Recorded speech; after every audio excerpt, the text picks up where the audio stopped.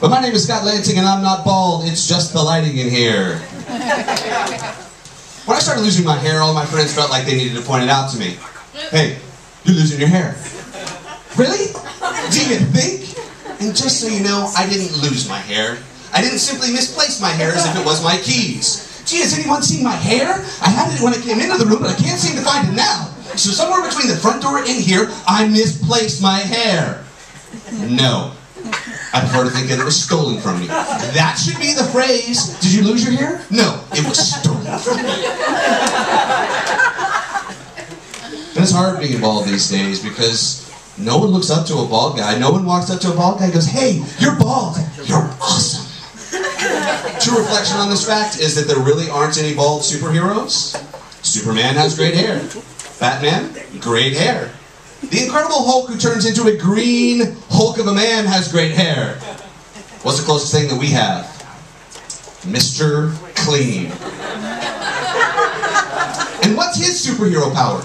Yeah, he cleans toilets. What does that tell you? But he is lemony fresh, so he's got that going for him, which is nice. And this isn't the first time I had this haircut. A few years ago, I was actually diagnosed with a brain tumor, true story. It's actually not as bad as it seems. For the rest of my life, I have an amazing excuse for forgetting things. I am missing part of my brain.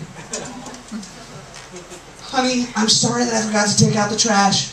Missing part of my brain. Oh, Mr. IRS Taxman. Sorry, I haven't paid my taxes in 12 years. Missing part of my brain. Honey, I forgot our anniversary yet again. I am so sorry. Missing part of my brain.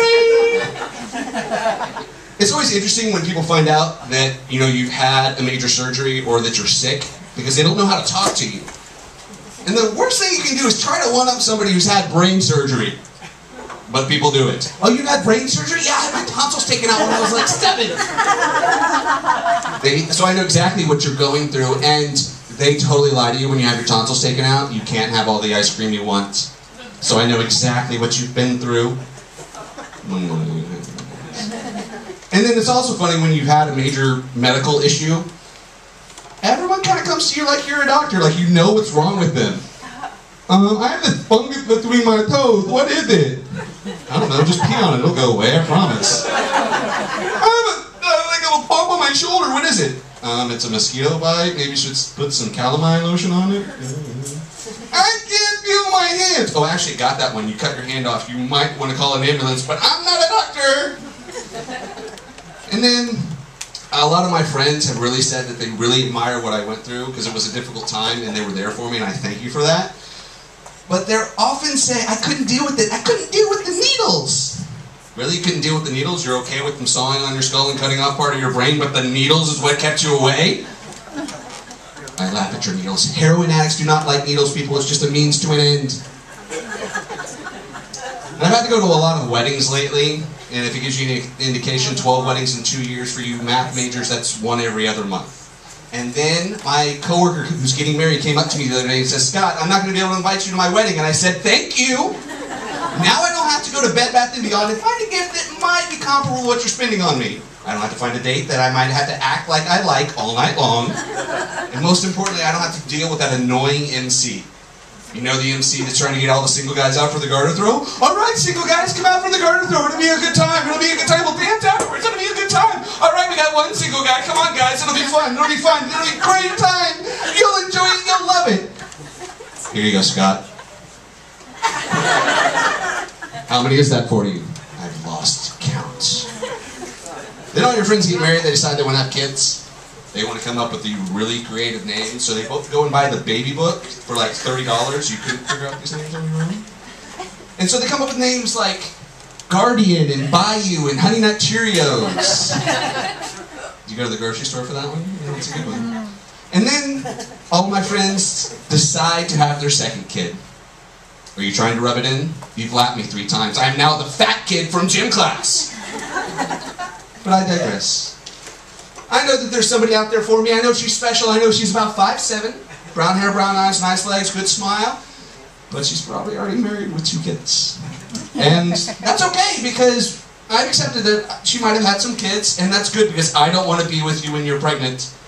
I don't. It's scary. The midnight cravings of pickled flavor ice cream? Yeah, don't want to deal with that. But most importantly, I don't want to deal with the delivery. They call it the miracle of life. If it was such a miracle, wouldn't it come out walking, talking, and potty trained and not covered in gook? I'm just saying miracles are good things, right? But, so I've gotten to the point where all of my friends have kind of lost a little faith in me. They like to bring up this phrase, well, at least you have your dog, right? What, am I the male version of the cat lady? Like, I don't know, that's not a good thing. Am I supposed to marry my dog? I mean, California is liberal, it's just not that liberal. And I've started redecorating my place, and for a single guy, that means buying a new television. I got myself a wonderful 42-inch flat screen TV, and I got a really good deal. It was about $300, but I bought it from IKEA, and I have to put it together myself, with nothing more than the directions with no words, and the little tool that we've already addressed tonight. My kids have now been in that daycare for 3 weeks. I'm just kidding, I don't think so. But I kind of wonder, IKEA, could you figure out that if for $5 extra you could put some words with there? And then, they call that little tool an Allen wrench, isn't that what they call it? Who named Allen pissed off somebody so bad that they named the worst tool in the world after him? I just feel sorry for him. And then, after I get my computer, after I get my television, I'm going to go out and buy a new computer. And I don't want advice from any of you on what I should buy. Do we have any Mac people in the room? Don't get a Mac. I like this man. Do not get a Mac. Because you guys have that crazy look in your eye when we talk about computers. You should get a Mac. They're amazing. You can only buy them from our specialized stores for way too much money. And then you have to bring it in when you have a problem. And then they work. And then when they work for a little extra money, yay! I always want to say to you people, I created Windows 7. And then, once you bring up to these people that you are going to buy a PC, they get an even crazier look in your eye. What? Do you like viruses? I'm starting to wonder if you were the guys that took the bite out of the apple and joined a cult. Thank you very much, guys. I'm Scott Lansing.